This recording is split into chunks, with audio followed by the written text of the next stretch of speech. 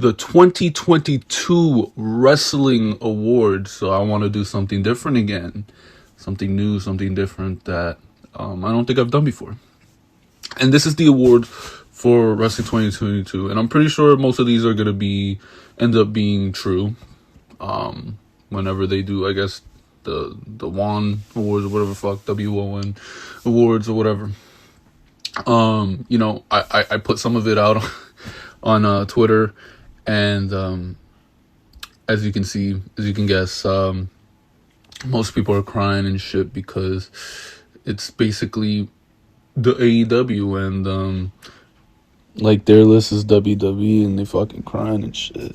It's fucking hilarious, but honestly, man, I think these will be the awards, and I think they should be, but don't be upset. I mean, they're gonna be like, why isn't they're gonna be like, Roman Reigns should be Wrestler of the Year, Uso should be Tag Team of the Year, they'll be like Bianca Belair, and I like Bianca Belair too, as a matter of fact. Like, when I was watching WWE, like, she was one of my favorites. I love Bianca Belair, so if you have her as Wrestler of the Year, I can't complain. I mean, she's cool, she's good. Roman, I like Roman. I think that he's doing a lot better than he was when he was a babyface years ago. I like Roman now. He's cool. But, he don't wrestle a lot and shit, He's cool, but, Moxley's had more matches. He's had more bangers. He held AEW, They're gonna be like Triple H Booker of the Year. Bro, Vince McMahon controlled half of the year. And Triple H ain't do anything but bring back, people. I'm gonna get into this when I do it. So let's get into it. So, starting off, we're gonna go Wrestler of the Year, Moxley. I said Mox, and I explained to you why. He really is the dark horse of AEW. Like, he's really that guy that you could rely on and count on, and the go-to man, and he's just fucking awesome. I love Moxley. So he's Wrestler of the Year, carried AEW and shit like that. Yeah. So I'd say he's Wrestler of the Year. Pay-per-view of the Year is either Full Gear or Forbidden Door. You can't go wrong either way. I really enjoyed both pay-per-views. I liked, Double or Nothing, Revolution, shit like that. But these, especially Full Gear, was more recent, and it was good. It was a good pay-per-view. People were like, "Oh, it's gonna be ass." It was really good. So that should be pay-per-view of the year. Booker of the Year, Tony Khan, man. I mean, why is anyone surprised? If people are not saying, it's not Tony Khan, they're gonna say Triple H. Like I said, Triple H, Vince McMahon controlled half of the year. Right? It was ass. And then Triple H took over. Listen, bro, and I get it. We all suffered with Vince McMahon for the last years and shit. We suffered. It was terrible. Triple H was doing something different then. It was at least better in that aspect than Vince McMahon, his WWE. And I get it. And it is better than Vince McMahon's WWE. There's some cleanup and shit like that. But overall, I mean, you could say whatever you want about Tony Khan, and this is going to go to the weekly show, Dynamite. Dynamite is a weekly show of the year.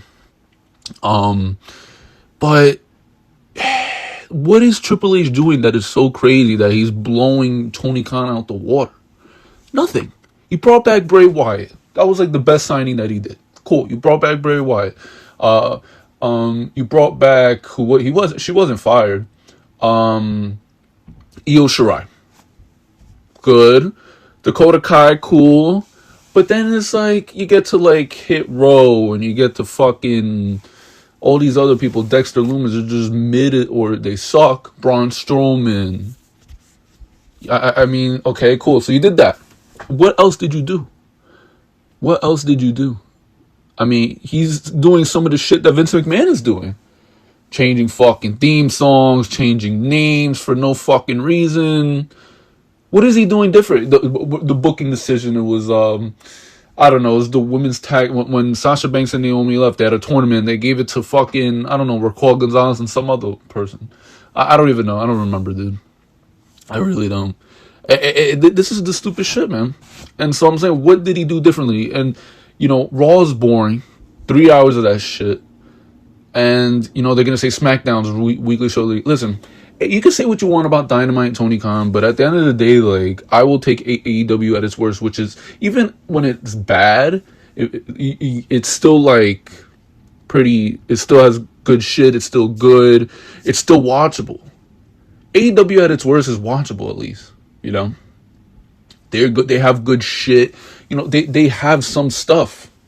But it's, since 2019, they have been more consistent.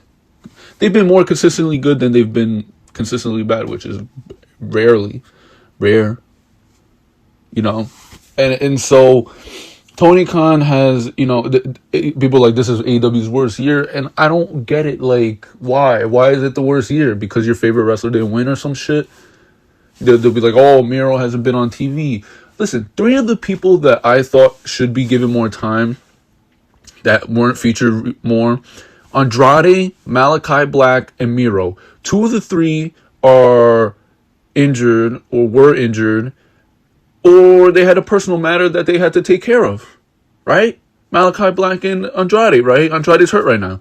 Malachi Black just came back because he was injured, and then he was taking time off for personal reasons. What if Miro is either A, injured, or he's doing another project, or he's going through some shit, He could be going through some shit. I don't see, him not being in the tournament for no reason. There's got to be a reason why he wasn't in the tournament. You know what I mean? So, I don't want to say, you got to relax. I don't care. You can say what you want about Dynamite and shit, but it's still been good. It's usually amazing, but at worst it's good. And I don't understand. It's weekly show of the year. Tony Khan controlled the whole 2022. Vince McMahon controlled half of it. Then Triple H took over, and it's alright. It's alright, bro. It's nothing special. You're not really missing much. They have a good match or two here and there and shit like that, but there's really nothing that people are like, now, oh, Raw's boring and shit like that. So, I don't know. Then they're gonna go to the pay-per-views. The pay-per-view, Clash of the Castle, what? Like, fucking cares, bro. Who cares? It was fucking, who cares? Sheamus and Walter and Roman Reigns versus Drew, which Drew lost, and they sang after the pay-per-view and shit like that. Who cares? Good for you. Good for you. I don't really know what to say, but, listen, bro, I get it. You like Triple H, is better than Vince, and you're just saying that because it's better than Vince. Fuck Vince and shit like that. Thank God Triple H is in charge, and I'm happy for you. But he's not all that. Alright? I don't care what you say. It's Tony Khan is Booker of the Year. I'm sorry. I don't care. Alright? Match of the year, this one's hard. You can really go with Orange Cassidy versus Will Ospreay at Forbidden Door. You can go, the trios match at fucking All Out. You could go, if you said Jungle Boy versus Luchasaurus at All Out at Full Gear in the Steel Cage match of the year, you could be, I'd be okay with that. That was a great fucking match. I could have gone that way too. This one's hard because there's always going to be a match that I'm missing, and I'm not going to remember a lot. It's been so long. I'm just gonna go with the trios match at fucking Full Gear. The Elite versus Death Triangle. I'll just go with that. I mean, this is more recent, and if you go the other way, that's cool, but I don't know. There's always something missing. And so I'm just like, fuck it. Women, you could go with Bianca, whatever. I don't know, you could go Toni Storm or whatever. I don't know. I think Toni Storm was cool and shit. She was pretty good. Toni Storm versus Jamie Hayter was a great fucking match at Full Gear. Like, I was really, like, invested at one point. Like, that shit was fucking good, man. It was a cool match, so whatever. You could go either way, man. I don't really care. I think I love Bianca Belair. She's awesome, so whatever. Tag Team of the Year. This is the other thing. I love the Usos. I love the Street Profits. I love them. I think the Usos need to be in a real tag team division, but they have no tag team division in WWE. They face each other all year round. They have no tag division. All right, and so FTR, they've been going crazy. And that's the other thing. You could go match of the year with something with FTR. They've been hot this year. I usually prefer Young Bucks, but Young Bucks were suspended and shit like that.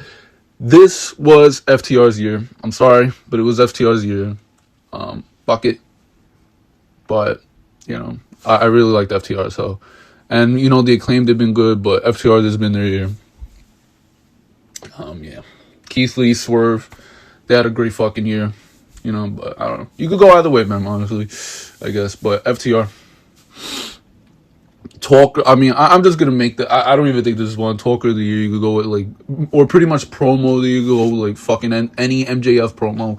He's been fucking phenomenal. And MJF's going to win another fucking award here. I'm going to go with that. Return of the year, MJF. I'm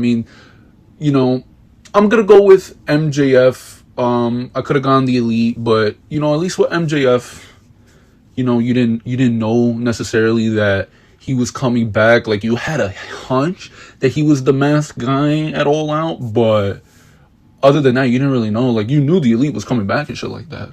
I'm just gonna go with MJF. That was a great fucking return, the way they did it and shit like that. The shock value and shit like that was fucking awesome. Great talker, great fucking guy. Debut of the year, you could really go Claudio. I'm having a new, because people talk about best signing in 2022. They're like Swerve. Swerve, didn't really have a debut or whatever. Like, he just walked onto the stage and said he was signed to AEW. That was cool. He's the best signing of 2022. I'd say he's fucking amazing. I love Swerve. You could say for debut of the year, I guess William Regal could be a candidate. Claudio. I'm going with Samoa Joe. I think that, you kind of knew that Claudio was returning. They had the, mystery opponent, and people were saying Claudio, but you didn't know that Samoa Joe was returning at Ring of Honor. You didn't know that. There was really no rumblings or shit like that. And then, you knew that Claudio, wasn't, I don't know, there was a rumor that he wasn't ready to sign with any company or whatever the fuck.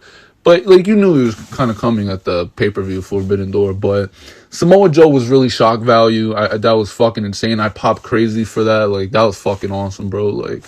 Samoa Joe, that shit was fucking great. And it was a cool thing, man. It was and then, what did he fucking do? Man, I can't even fucking say, man. Fuck, I forgot. But, man, what a fucking day, in a sense, it's a return to Ring of Honor, but it's a debut for AEW in a way, so I'm just going with that, so technically debut, man, because it's under AEW control now, it's pretty much, so it was pretty much an AEW pay-per-view, so, it was a Ring of Honor pay-per-view, but AEW controls that shit, so yeah, man, those are the awards, I'd say. Let me know what your awards are. Hope you guys enjoyed what we saw in this video. If you did, please leave a thumbs up, comment down below, subscribe if you're new, turn on the notification bell on. I'll see you guys for the next one. Later.